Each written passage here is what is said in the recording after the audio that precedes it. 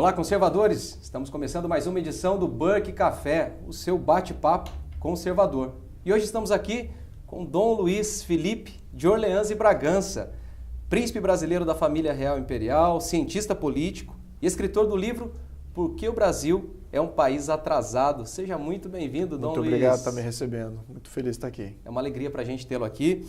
Eu quero começar esse bate-papo perguntando qual é a sua ligação com a família imperial. Essa pergunta, sempre quando a gente fala do seu nome, as pessoas fazem esse tipo de pergunta. Puxa, mas qual que é a ligação dele lá com aquela época do Império? Como funciona isso? Acho que é uma pergunta que as pessoas vão gostar de saber. Bom, do Pedro I, eu sou pentaneto, sou tetraneto do Pedro II e trisneto da Princesa Isabel. Então e sou hexaneto do Dom João VI. Então, os 4 contribuidores aí para o nosso Brasil. Muito bacana, tem muita história para contar, né? História positiva, acho que uma coisa que a gente esquece é o quão raro e milagroso é você ter 4 gerações de poder hereditário contribuindo positivamente para o país. Isso do Brasil foi um dado aleatório, ninguém olha isso dessa maneira.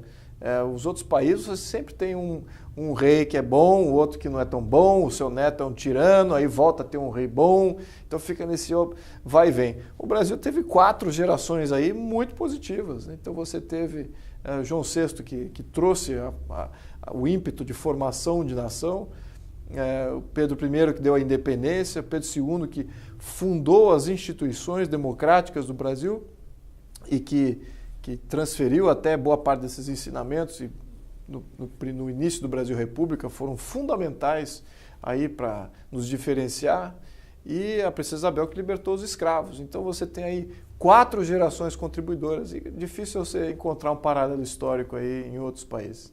Imagino. A gente sabe que geralmente a história ela é contada sobre outros aspectos na escola, principalmente ali o ensino fundamental. Qual é o motivo? O que está por trás desse interesse? Inicialmente houve o interesse de você destruir a ideia de monarquia, que era questão que foi fundamental para o Brasil. Então aí foi um momento republicano, houve uma ampla propaganda republicana contrária a qualquer coisa positiva. Então aí entram várias forças nesse sentido. E mais tarde, aí, logo no início do século, no final da Primeira República, 1920, 1930, aí surge a dinâmica marxista, né? Essa começa a ser introduzida no Brasil através de vários polos de entrada, sindicatos, movimento tenentista, uma série de coisas.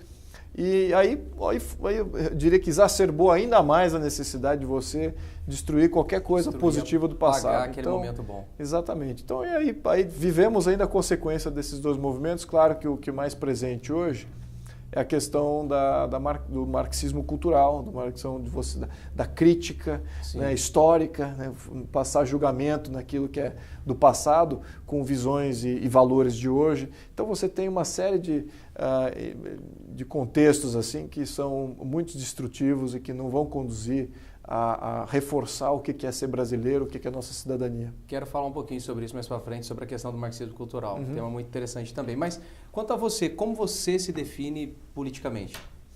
Olha, eu diria que eu tenho um viés assim muito forte para o liberalismo político e econômico, assim, de não intervenção de Estado e também de ter uma política organizada de uma maneira muito mais fragmentada e descentralizada do que ela é hoje no Brasil.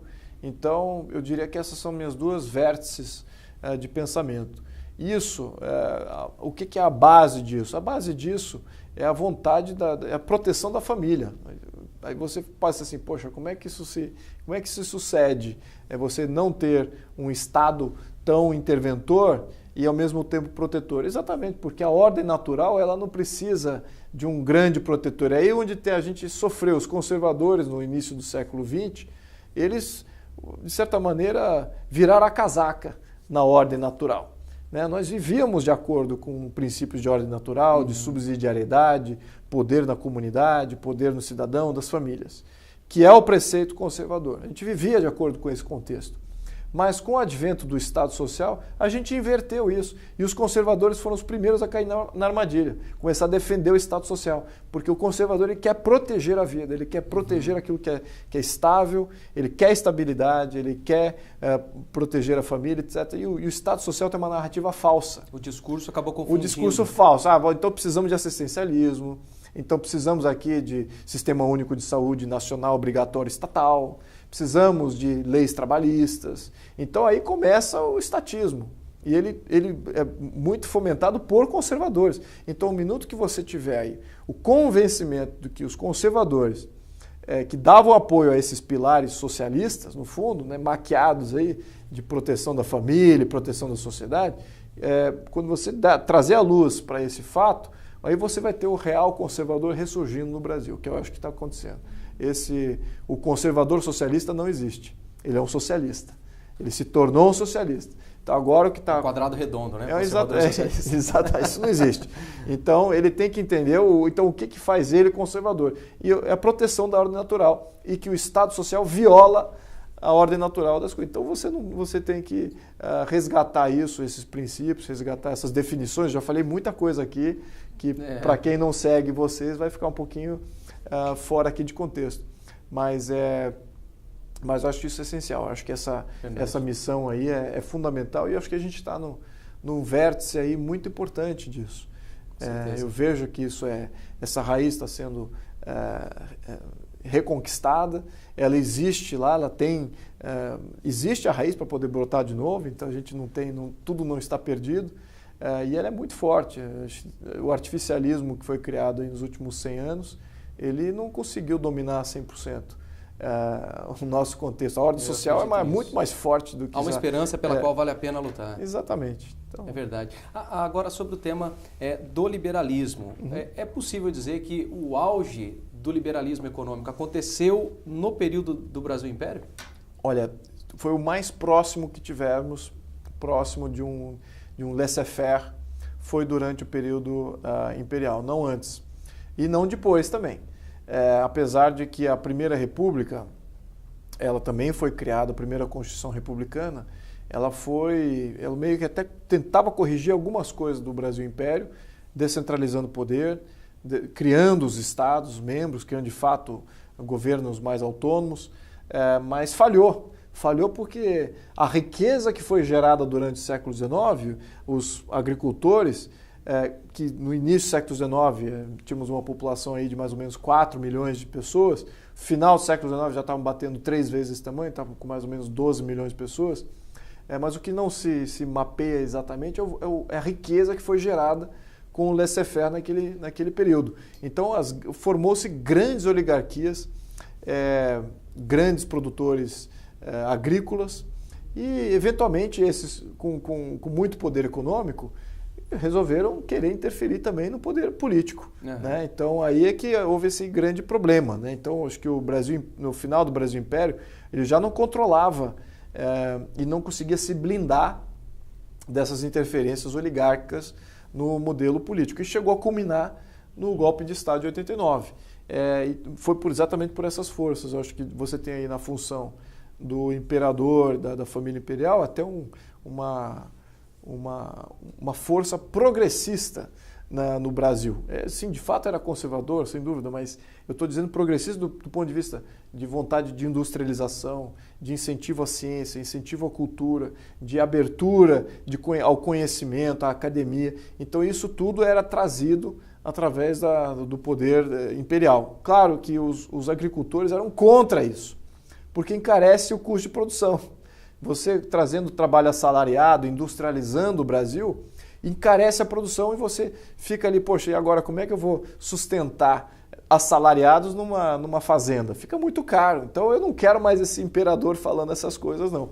Então houve aí um conluio muito forte das forças militares com os agricultores para eliminar esse risco, né, dos oligarcas naquele momento.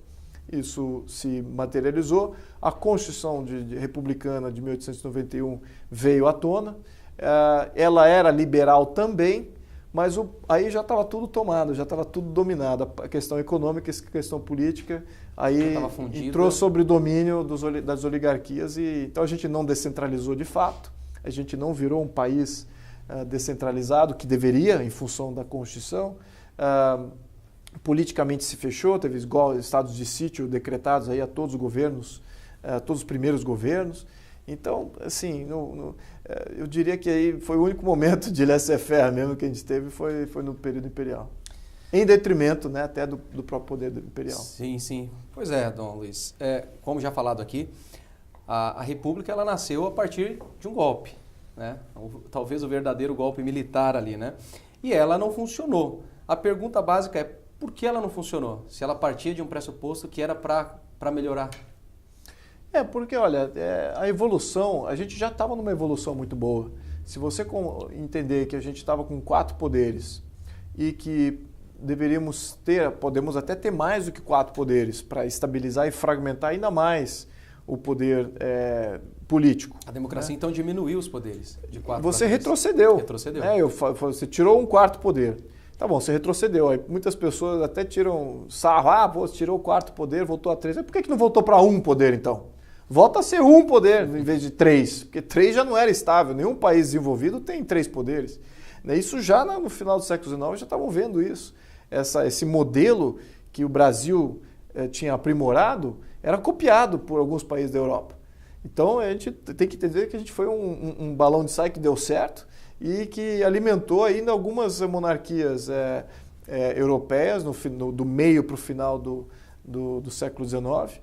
E que até hoje estão aí e estão dando muito certo, porque não passaram por um golpe de Estado. E aprimoraram seus poderes, aí criaram até mais poderes, certo? Eu acho que se houver qualquer coisa nesse sentido para dar certo do ponto de vista republicano, é imitar retomar esse fio condutor, né, de evolução estrutural e fazer muito bem. Se a gente tivesse se mantido, ou não, vamos supor que a gente fosse uma república, mas tivesse mantido os 4 poderes, o que seria o fio condutor durante o século XX, que foi um século horrível para toda a humanidade, mas se a gente tivesse mantido aquele fio condutor, a evolução natural da nossa estrutura de Estado, como é que seria? Poderia facilmente ter 5 poderes.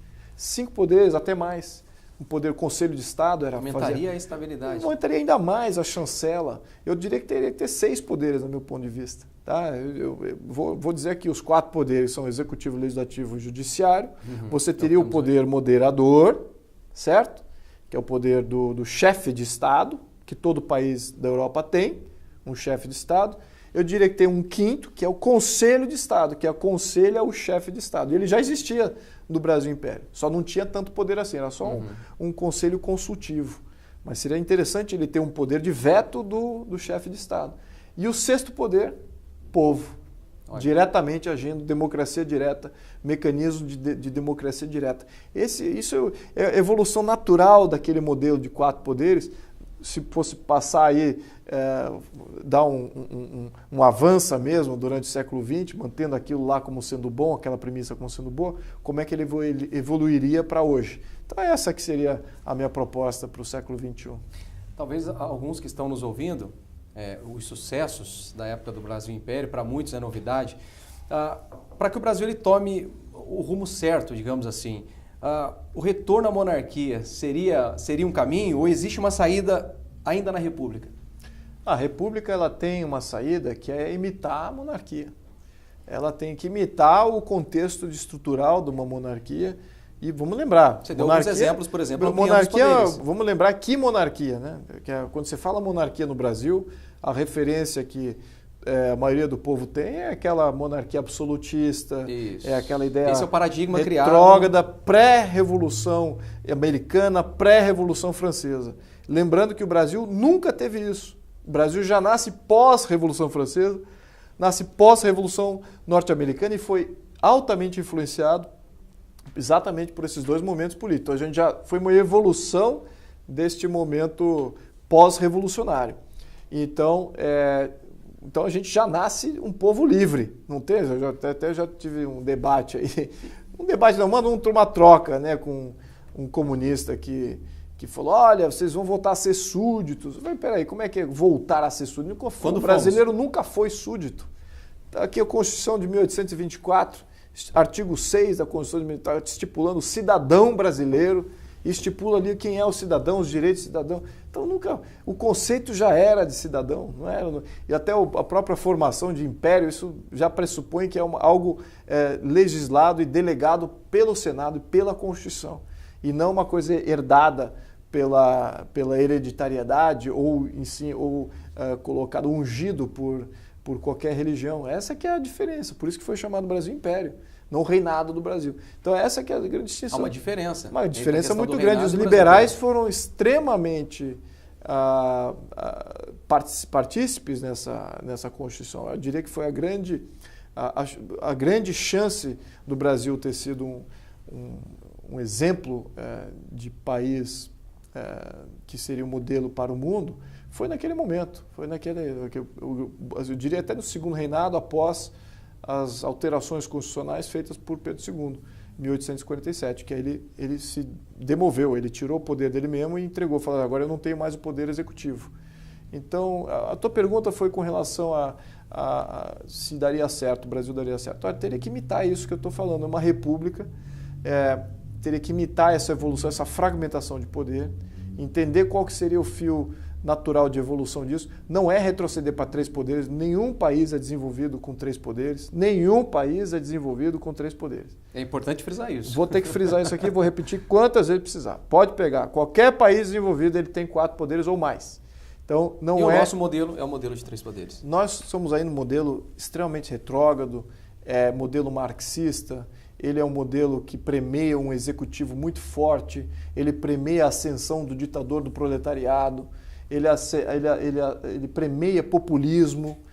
Tudo isso é propício de acontecer no Brasil, no nosso futuro eleitoral. Se a gente não mexer no nosso contexto constitucional, esse risco é para sempre. Então a gente tem que mexer nisso, tem que criar esses outros poderes para a gente poder... E agora, a gente fala, poder, mas vai gastar mais.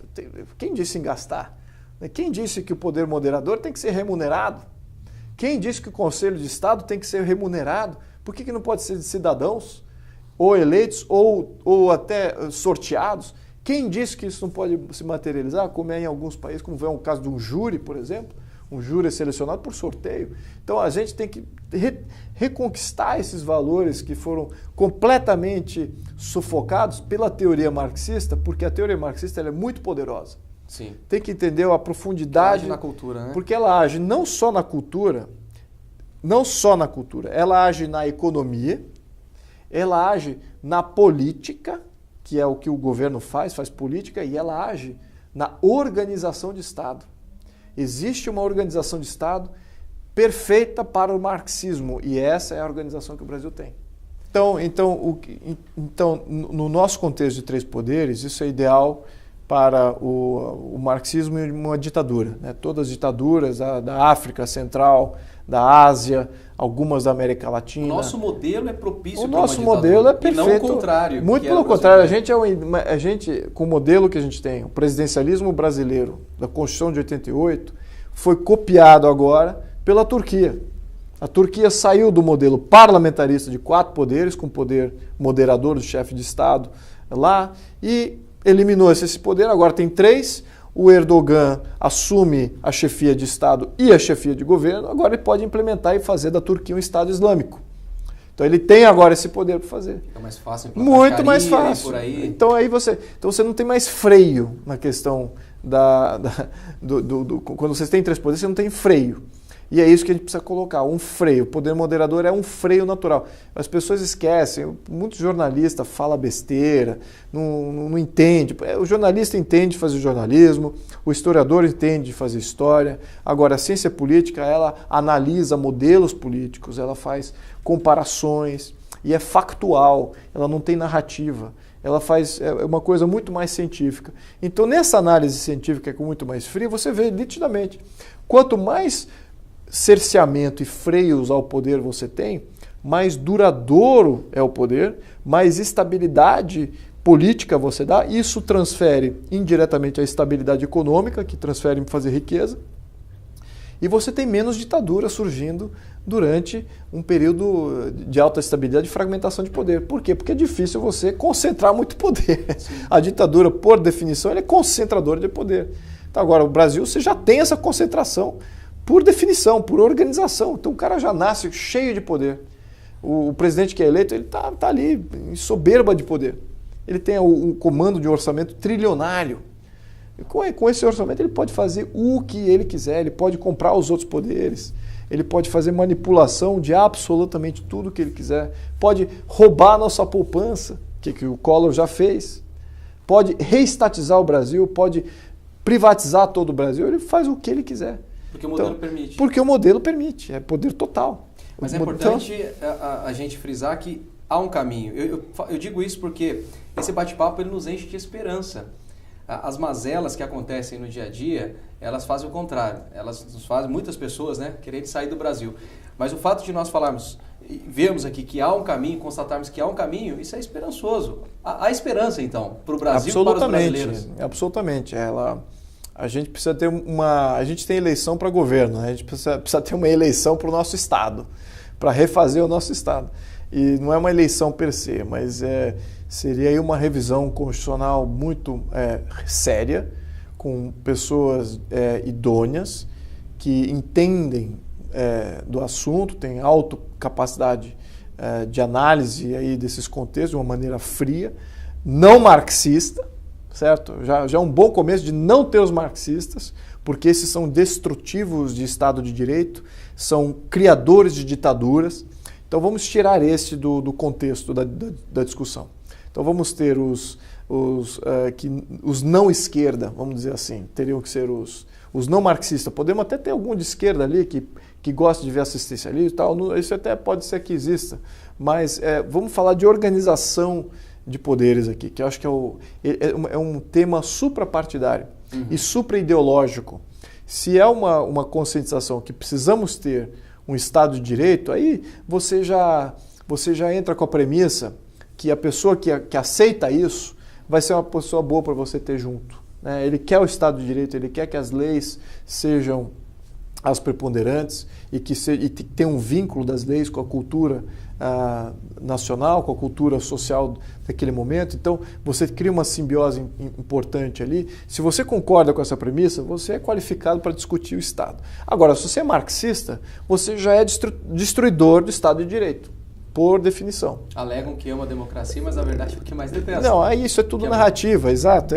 O Estado de Direito é para ser destruído por revolução. É uma coisa que é inato dentro do marxista, de sempre voltar a fazer a revolução, exato. E tudo é através da revolução, de acabar com as instituições, acabar com a família, tudo aquilo que vai dar pilar fundamental, ele vai querer destruir. Então esses não podem fazer parte da discussão. Agora, um não marxista que possa até ser de esquerda, sem que possa entender, não, mas eu quero um projeto assistencialista ali, eu favoreço a intervenção do Estado naquele caso.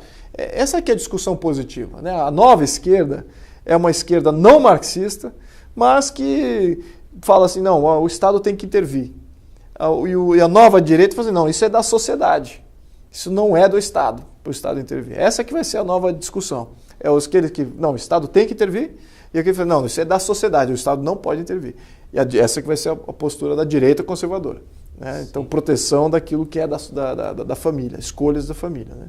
Então, enfim, essa que eu acho que materializando essa ideia,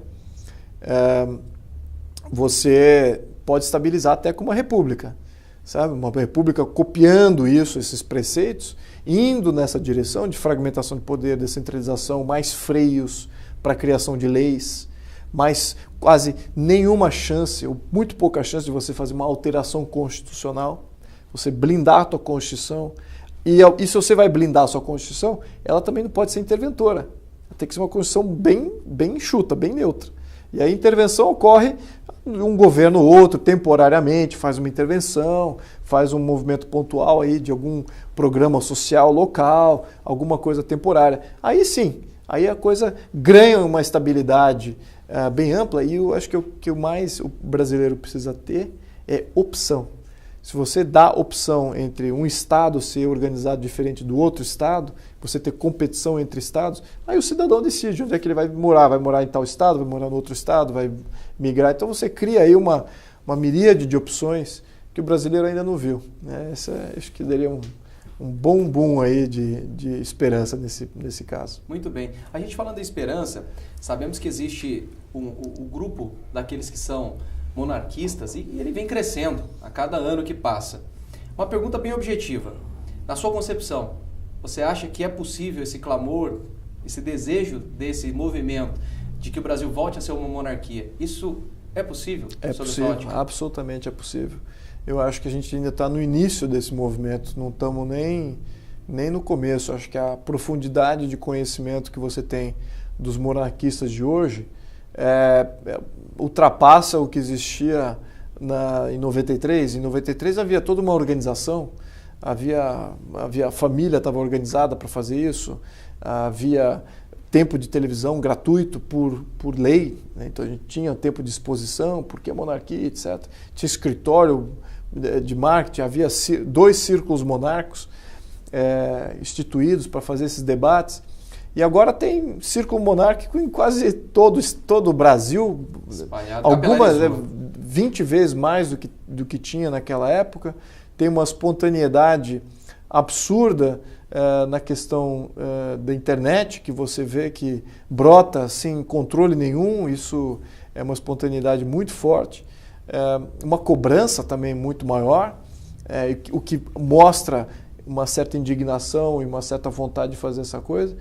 E mesmo estando muito maior, eu ainda digo que é o início, porque ainda a percepção do mainstream, da maioria, é que aquela coisa, é ditadura, é poder de uma pessoa só, é um só governando tudo. Então é uma aberração ainda, que ainda é ventilada para os segmentos menos instruídos e que não estão com o privilégio, talvez, de acesso às redes sociais. Esses são desinformados constantemente, são massas de manobra. E fica o apelo para que conheçam a história, porque aqueles que conhecem se apaixonam. Os números são encantadores. Faz parte dele, ele não pode desgostar do que é dele. É verdade. Né? Então, isso não é mais meu, da minha família. Isso faz parte de todo brasileiro.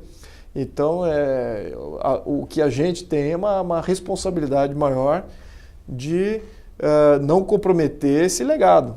Eu posso muito bem estragar completamente a imagem aqui do que foi esse passado, falando coisas que não são certas, que não são verídicas, ao mesmo tempo me posicionando mal com relação a uma série de coisas que talvez não seja da minha alçada.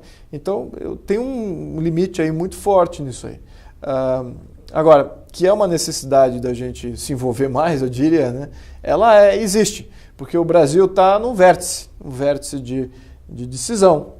Então, você cair nessas narrativas falsas que aquilo foi opressor, que aquilo foi elitista, etc, etc, etc, sabe, isso é muito pequeno para o que era a proposta e o pensamento dos fundadores. Não era bem isso, não era nada disso que eles tinham em mente. É verdade. Conheça a verdadeira história do nosso Brasil, exato, que é realmente... É só respeitar a história do Brasil, nada mais do que isso. Acho que já daria um avanço na nossa cidadania muito grande. É verdade. Agora, Dom Luiz, como você acha que a sociedade ela enxerga um membro da família real se candidatando hoje a cargos públicos? Há uma certa resistência, há um preconceito? Qual é a sua leitura sobre isso? Olha, tem muita resistência. Alguns grupos monarquistas até tem muita resistência. Você tem resistência, obviamente, pelos marxistas, isso é óbvio, tá em contraposição direta. Contra todos os objetivos deles. Totalmente contra os objetivos deles. Então, isso Então, você tem resistências naturais aí Bom, eu já nasci com essa resistência, eu não conheço ao contrário. Eu não conheço os apoios, né? Os apoios estão surgindo agora. É verdade. É uma coisa recente. As resistências, né? Eu estou lidando com elas há quase 50 anos. Então, para mim é normal. Não tenho nada. Já não tá tem nada. Tá não tenho, exato. Eu acho que não tem nada que alguém possa me falar que eu já não tenho uma defesa preparada aí há mais de 50 anos, quase 50 anos que eu estou vendo isso. Então, mas enfim, então existe a resistência sim. Agora, tem apoios que são importantes. Precisa pontuar uma coisa que assim, desarma um pouco os que são contrários. É que eu não faço parte da linha de sucessão. Então, se houver uma restauração monárquica, eu não sou candidato a rei. Eu não sou candidato a monarca, não sou candidato a imperador, não sou nada disso. Eu sou somente um brasileiro. Isso desconstrui a retórica de um interesse direto. Total, eu vou dizer que eu estou conhecendo o movimento monárquico, estou reconhecendo, porque eu participei no início lá em 93, 93 não, um pouquinho antes. Eu fui embora do Brasil antes do plebiscito. Tá. Fui embora do Brasil em 92. Então, naquele momento eu estava envolvido, mas também como observador, não participava. E agora, adiantando para os dias de hoje, eu estou reconhecendo os monarquistas, porque quando eu comecei a fazer meu ativismo em 2014, eu comecei fazendo meu ativismo junto a outros ativistas. E esses outros ativistas vinham de todas as áreas e não eram monarquistas. Aliás, a maior parte deles não eram monarquistas. Eu não tenho nenhum desses movimentos que eu me envolvi que se colocaram como monarquistas. E então, eu me inseri nesses movimentos. Então, depois os monarquistas começaram a vir de encontro, dar apoio, dar suporte e também virarem ativistas para essa, porque de fato é isso que está em jogo. Então, do meu ponto de vista, toda a nossa história, tudo aquilo que a gente tem de bom, tudo aquilo que e que fez o Brasil e que fez o legado da nossa família, está em jogo. Está em jogo, não vai valer mais nada se a gente não fizer alguma coisa agora, se a gente não interferir agora. Aí me criticam pelos métodos de como eu interfiro, quem que eu dou apoio, quem que eu deixo de dar apoio. Isso é natural. Eu entendo muito bem. Eu acho que o chefe da Casa Imperial, que é o meu tio, Dom Luiz, ele já manifestou total isenção e total, está lavando suas mãos com relação a qualquer coisa que eu faça politicamente, e ele está corretíssimo. Eu vou dar sempre o meu apoio a ele por essa postura. Cabe a ele sempre ser o isento deste processo todo. Agora, eu não faço parte da linha sucessória, eu não serei o infante. Então, eu posso fazer política, eu posso ser ativista. A Princesa Isabel era ativista. Ela foi ativista em prol da abolição da escravatura. Vamos lembrar que ela era o poder moderador quando Pedro II viajava. Mas só que o que era o poder moderador? Ele não pode passar a lei. Ela não escreveu a Lei Áurea. A Lei Áurea veio escrita da Assembleia, do Senado que escreveu. O Partido Conservador é que fez. Foi liderado pelo Partido Conservador. E ela era uma ativista. Só, poxa, olha, faz logo essa lei que eu ratifico, hein? Olha que eu vou assinar. Eu assino por... Mas ela não podia, propor a lei. Sim. Ela não é governante. O poder moderador não governa. Então, temos que entender essas nuances de como é que a coisa funcionava. Parece muita coisa. Claro. Então teriam decretado o fim da escravatura lá atrás. Claro. Entendeu? O Brasil já nasce num dos artigos da Constituição de 1824, proíbe a tortura. Da Constituição de 1824. Estamos falando aí 60, 70 anos antes da libertação dos escravos. Então já havia boa parte dessa discussão abolicionista, fazia parte de quem estava escrevendo a Constituição. Só que sabia que se rompesse com aquele modelo, naquele ponto, ia perder apoio político dos brasileiros, os pequenos agricultores, os grandes agricultores, que ainda dependiam da escravatura. Então, de fato, houve essa contemporização com o modelo econômico do momento. Mas gradualmente foi se eliminando isso, a questão da escravatura. Então, o poder, como ele não existia na mão, a canetada não poderia ser dado pelo imperador para eliminar a escravatura, dependia de ver a sociedade vir de encontro e pedir isso. E foi o que aconteceu. Ela era ativista. O que faz sentido ser ativista. Exatamente. Nada proíbe você de ser um ativista pelo Brasil. E eu acho que eu me coloco nessa posição. Que bom, que bom. Bom, falando um pouquinho agora sobre o seu livro, porque o Brasil é um país atrasado, você cita com muita autoridade muitas mazelas do Brasil. Quais seriam as principais áreas de atuação, de reforma, as mais urgentes, na sua opinião? Bom, para o Brasil começar a desarmar a bomba, que é uma bomba econômica, nós precisamos ter uma reforma tributária brutal para você ter a livre iniciativa começar a florescer mais uma vez, o capital começar a fluir, investimentos, começar a geração de empregos e oportunidades, precisa começar já. Isso somente com uma reforma tributária e com uma desregulamentação de vários setores da economia que estão altamente regulamentados pelo governo. Então isso aí eu diria que é uma missão urgente. Né? E o que você como um político deve fazer? Deve desonerar a cadeia tributária, né? Você transferir poder para a sociedade. Destravar e deixar... Transferir poder para eles. Qual é o poder do Estado? Onde é que o Estado se materializa, esse conceito Estado? O que é o Estado? Através dos impostos. Os impostos são uma conexão direta entre o conceito do Estado com o indivíduo que vai perder poupança. Você vai perder poupança e vai transferir para o Estado. Muito bem. Então, vamos parar de tributar tanto o indivíduo assim, dar algumas garantias de propriedade e, claro, eu diria que é uma grande reforma. Essas duas primeiras coisas que eu tenho prioridades paralelas são a reforma econômica, aí você tem que estabilizar, cortar gastos, estabilização fiscal, essa é super necessária, tem que cortar gastos sim, não há como você equilibrar a coisa pública aumentando impostos, isso é detrimental ao crescimento da atividade econômica, então tem que baixar impostos e cortar gastos ao mesmo tempo. Isso do ponto de vista econômico. E em paralelo e com a mesma prioridade é a segurança. Você tem que trabalhar, tem que ter um plano de segurança muito mais rigoroso. Você tem que poder dar a certitude de que você, no seu escritório, não precisa se preocupar com o seu patrimônio, não precisa se preocupar com a tua família. Se você está sempre se preocupando com o teu patrimônio, tua família e teus queridos, você não é livre. Você tem que estar sempre indo de encontro, protegendo eles, junto deles, e você acaba tendo pouca mobilidade para você explorar oportunidades não só de emprego, oportunidades de negócio. Então a segurança ela é basilar. Então essas duas, um choque de segurança. Economia, uma ampla reforma tributária que envolve reforma tributária e desoneração e desregulamentação de vários setores da economia. O Brasil é muito produtivo. Você souber coordenar essa máquina... Tem nem assim, se eu começar a falar aqui, a gente fica 10 horas. Mas eu, da parte industrial, quando eu comecei a minha empresa em 2005, eu fazia muita coisa aqui no Brasil. Fazia tratamento de peças, fazia peças novos desenhos de peças, motopeças, né, que esse é o meu setor.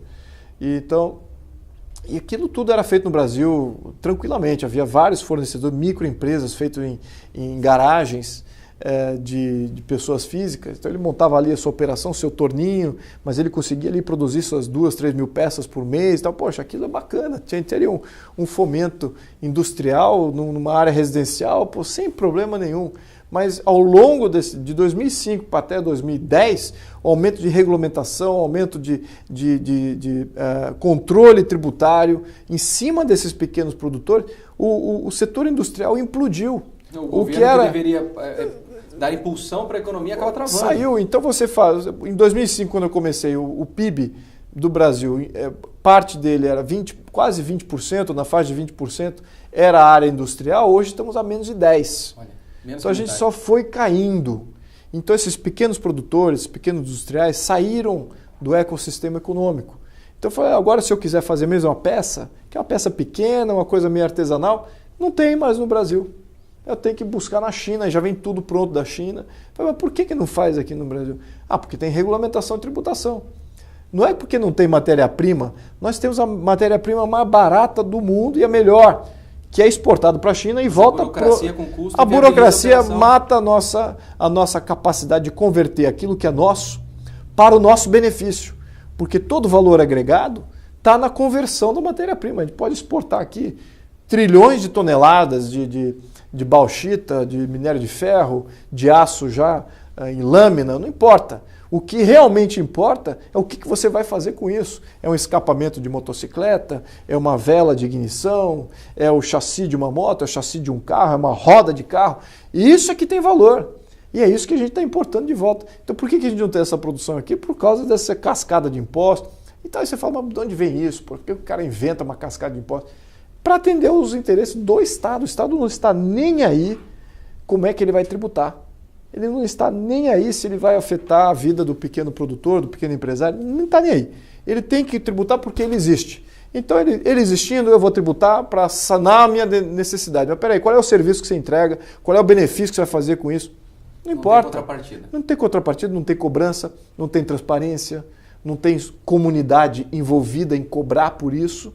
Então você vive num despotismo de Estado que ele cobra à medida que tem a sua necessidade. Você não tem como reagir, porque é tudo digital, ele trava a sua conta. Né? Se você não paga o Estado, ele trava a sua conta, manda lá um mandato, você não recolheu tal coisa, o teu DARF não foi pago, está em atraso. Começa a ter um monte de cerceamentos. Como o Brasil é bom para isso, né? Então, as melhores tecnologias. Ele é perfeito para cobrança de imposto. Agora, entrega o benefício zero. E para de onerar de uma maneira que um pequeno empresário hoje tem que contratar um escritório de contabilidade e cada vez mais os custos de contabilidade estão crescendo. Por quê? A legislação em cima de um pequeno empresário está monumental. Então você fala, o custo de você ter uma pequena empresa hoje no Brasil, sem um contador, já é alto. Qual é o custo de você abrir uma empresa nos Estados Unidos? Você com Quicken, você faz a sua própria contabilidade. Quicken é um software. Você faz a sua própria contabilidade em casa, você mesmo. Você não precisa de contratar um contador para fazer sua conta. Então o seu custo de operação, o seu custo de você abrir uma empresa é quase nada. Você em 3, 4 dias você está com uma conta bancária, já emitindo nota fiscal, já vendendo. Daqui a pouco a burocracia é funcional. Exato. Então o Estado ele não vê o dano que ele causa. Ele não faz ele não tem empatia nenhuma. Ele quer só cobrar e maximizar a sua capacidade de cobrança. E quando ele vê que ele vai matar o segmento que ele cobra, ele dá uma afrouxada. Então, se eu cobrar mais, eu fico sem cobrança. O setor desaparece. Então, eu vou cobrar Ele cobra exatamente no limite para deixar o pessoal ali fazendo um dinheirinho bem ali. Mas, enfim, ele não convida... O socialismo velado, né? Exato. Ele não convida novos investimentos. Né? As pessoas entram no mercado para fazer empresas, fazer negócios, para criar empregos. Entram quando há oportunidades, e há oportunidades de ganho. Eles sabem que eles vão ganhar mais do que o salário dele. Mas agora o cara fala, bom, se eu entrar para ser empresário, eu vou empatar as contas aqui, o governo consegue roubar em tudo quanto é lugar, eu vou empatar. Para que eu vou entrar nesse risco? Não entra no risco, pronto, tem menos oportunidades de emprego. Como a gente falou de tributo e falou de gastos, não querendo voltar aos temas anteriores, mas só para a gente ter uma panorâmica aqui sobre o custo da República, digamos assim. É possível fazer uma comparação do custo da máquina do Império, custo da máquina da República hoje? Sim, olha, comparar o Brasil historicamente, talvez não seja justo com a atualidade. Tá. Porque no Brasil o Império fazia só poucas coisas, dava segurança, né? Ele prestava segurança territorial, cuidava da ordem jurídica, justiça, etc. Mas não fazia muitas outras coisas. Até porque não tinha esse Estado assistencialista. Exato, não tinha um monte de camadas que foram agregadas mais tarde, algumas positivas, outras negativas. Uhum. Mas então, naquele contexto, vamos dizer que os números indicam, depende das fontes, entre 10% a 12% do PIB financiavam o Brasil Império. Aquela agora do quinto, o quinto era para quem era produtor de ouro. Se você era um fazendeiro, você não pagava nada, a não ser que você queira, para você ter o voto censitário. O voto era censitário. Você só podia votar se você tinha um patrimônio declarado em tal certo nível. Então, se você não queria exercer seu voto, você não precisa declarar que você tem esse patrimônio, não exerce sua função política. Não pagava o quinto, não pagava nada. Então, os fazendeiros, por isso que criaram suas oligarquias em função da não tributação. Está aí porque o laissez-faire funciona. A própria derrocada do Brasil Império já mostra isso, né? Criou-se tanta riqueza que aí esse concentrar a riqueza resolveu ter o poder político. Foi basicamente isso. Mas enfim, então, naquele momento... Em torno de 10%, 11%? 10%, 12%, depende de quais são as fontes. E aí você tem uma evolução natural do Brasil Primeira República, você termina o Brasil Primeira República já com quase 17% do PIB em termos de custo para você financiar o teu modelo... Crescimento, algo em torno o teu modelo republicano, exato. E aí de 17%, hoje estamos em 45%, batendo 50%. Então, essa que é a realidade. Tem coisas que foram agregadas que eu diria que são interessantes de você manter. A Polícia Federal, o Ministério Público, tem algumas coisas que você fala assim, isso aqui é interessante. É bom você ter isso no Poder Federal. Agora, tem coisas que não são de nada de todo revinculadas. É um percentual muito grande. Exatamente. Então, que a parte do assistencialismo, a parte do assistencialismo dos programas sociais, a parte de previdência, que é um grande buraco negro, você está sempre criando privilégios ou inclusão de quem não contribui, e aí tem um buraco perpétuo ali. Então tem que sair da mão do governo e parar de fazer assistencialismo social com a Previdência, para ela poder funcionar. Então, esses agregados eu diria que foi negativo. E aí começou a desestabilizar tudo. Hoje a gente não tem uma situação estabilizável com isso. Essa questão previdenciária depois você tem um agregado a isso, que é a CLT e tal, mas ele age mais na legislação trabalhista, mas o grande problema mesmo é como lidar com a questão previdência. É isso o que quebrou a Grécia, o que empobreceu a Grécia, o que empobrece a Argentina, sempre, constantemente, eles nunca conseguem fazer nenhuma reforma ali, estão sempre empobrecendo. O Brasil está com essa bomba aí que está para estourar e eu acho que é primordial que a gente olhe isso com muita responsabilidade.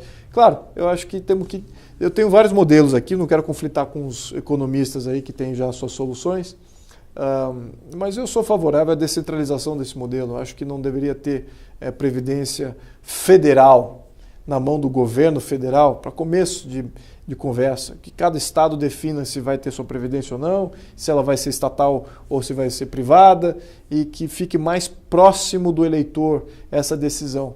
O governo federal impondo, vamos ter aqui uma previdência nacional, obrigatória, estatal, controlada por sob tudo. Sob a égide de uma ajuda aos necessitados, mas exato. Na verdade traz a pobreza tem o da imposto nação. federal que você não tem nem como revogar ou como você limitar, ele pode aumentar esse imposto para 100% para financiar essa previdência. Então não tem limite nenhum aí. Isso tem que ser descentralizado, na minha opinião, tem que sair do foro do Poder Federal. Muito bem. Então, Luiz, e essa onda conservadora no Brasil? Como você explica, na sua opinião? Eu acho que é mais em função da destruição do modelo do Estado Social do que do próprio modelo, do próprio ímpeto dos conservadores. Eu acho que é uma infelicidade, ao mesmo tempo que eu acho que é uma realidade que a gente tem que olhar com muita seriedade, porque o que está acontecendo aí, essa crise toda que foi do qual ainda estamos vivendo, o que causa essa crise foi o próprio modelo deles, o próprio modelo da esquerda implementado no Brasil. Não foi a nossa ação como conservador. Não foi a ação dos liberais convencendo as pessoas, o liberalismo é melhor. Então os conservadores e liberais não tiveram influência nenhuma. Eles estão uma opção frente a essa derrocada e implosão do modelo do Estado Social. Então há uma gravitação natural pelas ideias, pelas opções. Eles estão vendo, muitas pessoas viram que esse modelo ele vai gerar essa falência recorrentemente. Então temos que ter um modelo mais sustentável. E qual é esse modelo? As pessoas estão acordando para isso. Estão acordando para isso, estão entendendo que, eu não posso mais dar sustentação de narrativa, racionalmente, essa narrativa que cria e que fomenta o Estado Social, então eu preciso de uma outra narrativa para me conduzir. E essa narrativa os conservadores e liberais têm. Você é um ativista, nós somos um instituto. O que o brasileiro comum que está nos assistindo agora, ele pode fazer para contribuir para essa conscientização, na sua opinião? Bom, primeiro é se conscientizar. Eu acho que eu estou me conscientizando aí a níveis que eu nem imaginava que eram, por exemplo, assim, todos nós que lemos alguma coisa, a gente sempre vê que tem outras coisas que você tem que ler e se aprimorar. E eu acho que você se tornar de novo um estudante do que é ser um liberal, do que é ser um conservador. As coisas têm uma simbiose aí em certos pontos. Não existe conservador socialista, tá? Deixar isso bem claro. Tem alguns conservadores que podem querer uma intervenção de Estado ali, aqui, mas é pontual e não é uma coisa socializante, perene, para sempre. Não é nada disso. Então, vamos entender esse contexto. Daí você já tem uma evolução. E claro, no minuto que você começar a absorver esses conceitos, você se torna um propagador natural, pela influência, pelo discurso, pelo contraponto. E não tenha medo, né? Não tenha medo de contrapor, não tenha medo de se expor, não tenha medo de ser o único. Aliás, eu acho que é bacana você ser o único da sala, do seu ambiente de estudo, e você é o único conservador ali. Eu acho isso bem bacana, porque, olha, eu não sei de quem é esse ditado, mas não é meu, mas diz assim, quando milhões de pessoas acreditam numa imbecilidade, não deixa de ser uma imbecilidade. Então, é isso que eu vou dizer. É isso que nós temos no Brasil. Nós temos aí uma ficção que foi criada que o socialismo funciona, o nosso modelo é socialista, o nosso Estado é socialista, nós elegemos governantes socialistas. Então, isso não quer dizer que isso seja uma grande imbecilidade. Eu estou dizendo aqui, afirmando em alto bom tom, que isso é uma grande imbecilidade, não é o fio condutor da nossa evolução. É verdade. Bom, e existem muitos recursos hoje para ter essa conscientização, Sim. Inclusive gratuitos, como esse programa, por exemplo, né? Como outros que existem para a pessoa. Tem muito recurso hoje disponível na internet. Exato. Então, dá para caminhar para essa intelectualização. Caminhando para o final, muitos têm te pedido aí, muitos conservadores têm buscado o seu nome como um vice-presidente do candidato à presidência, Jair Messias Bolsonaro. Isso é possível?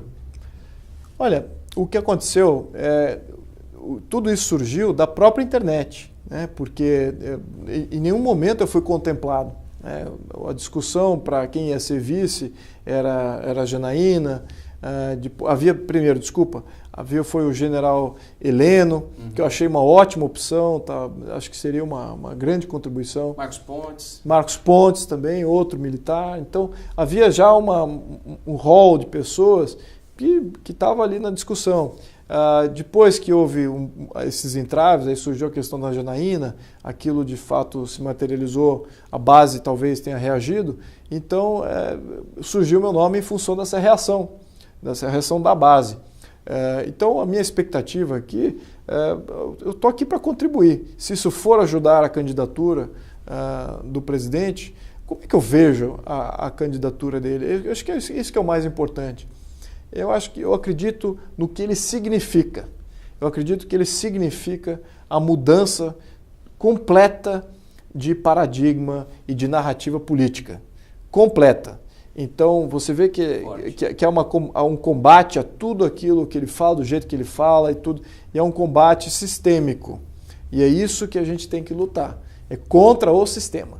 E nessa luta de lutar contra o sistema, eu estou 100% dentro. Totalmente dentro dessa luta contra o sistema. Temos que entender que a gente precisa de uma ruptura.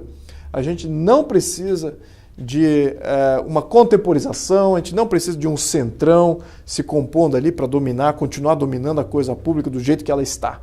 Ela precisa de mudanças, essas mudanças vão trazer mais oportunidades para o brasileiro, não menos. A não mudança, manter o status quo, é isso aí que a gente vê, esse marasmo, essa mediocridade relativa ao que a gente poderia ser. E ao contrário, as mudanças vão trazer amplas oportunidades ao brasileiro. São positivas. Então a gente precisa abraçar essas mudanças sem medo de mudar. Né? Não há perdas, há só ganhos. Essa que é a grande mensagem aqui. E eu acho que nesse contexto, é por isso que eu quero ver isso dar certo, eu quero ver essa proposta dele maturar. Eu acho que vai mudar muito o nosso escopo político de debate, vai trazer e vai reinserir no debate os conservadores e parte dos liberais. E isso é fundamental para que a gente possa resgatar o real debate político. Né? O debate antes estava ali centro-esquerda e esquerda marxista radical. Então, dali você não tem, ou você tem a destruição completa das instituições, ou você tem um socialismo gradual. Então, nenhum dos dois, na minha opinião, é o caminho certo. O caminho certo é você voltar àquela discussão produtiva de que, olha, isso é da sociedade, isso aqui é do Estado temporário, vamos discutir. Então, essa discussão um pouco mais razoável, muito mais racional e não passional com as ideologias, é para onde a gente vai conquistar esse século XXI e que a gente tenha uns bons fluidos aí para que a gente possa fazer as boas decisões dessa eleição. Se essa é a bandeira, tem sinergia com o que você pensa. Absolutamente. Então, converge com seus valores. Absolutamente. Então, a questão de vice-presidência não houve oferta nenhuma. Isso, a base se materializou e está ventilando meu nome. E eles ali estão tomando suas decisões, estão vendo se incorpora ou não. Entre os conservadores, fala-se em 70% de aceitação. Eu agradeço a todos. Eu agradeço a todos. É um voto de confiança muito importante para mim. de fato ele valida o que eu estou fazendo. Ao mesmo tempo, eu sou o primeiro a afirmar que eu não tenho vaidade nenhuma de me transferir para qualquer cargo, senão que não seja que eu não possa fazer o que eu já faço. Né? Se algum cargo político eu venho a ocupar algum cargo político, eu ainda vou manter esse ativismo, eu vou manter essas metas e vou estar agindo em prol daquele Brasil que está dentro da minha cabeça. Né? Se eu conseguir transferir essa visão para mais pessoas, acho que a gente vai ter um lugar muito bacana para se viver. Excelente. Então, Luiz, aquele jogo rápido, um livro. Rápido mesmo, né? O Declínio do Ocidente. O Declínio do Oswald Ocidente. Spengler. Muito bem. Um exemplo a ser seguido, um nome. Pedro I. Pedro I. Uma música. Olha, tenho... Puxa, essa daí você me pegou, viu? Cor dos Peregrinos, de Wagner. Muito bem. E uma frase, uma citação. Vamos defender o nosso Brasil. Muito bem. Essa foi a entrevista com Dom Luiz Felipe de Orleans e Bragança e foi mais uma edição do seu Burke Café, o seu bate-papo conservador. Até a próxima.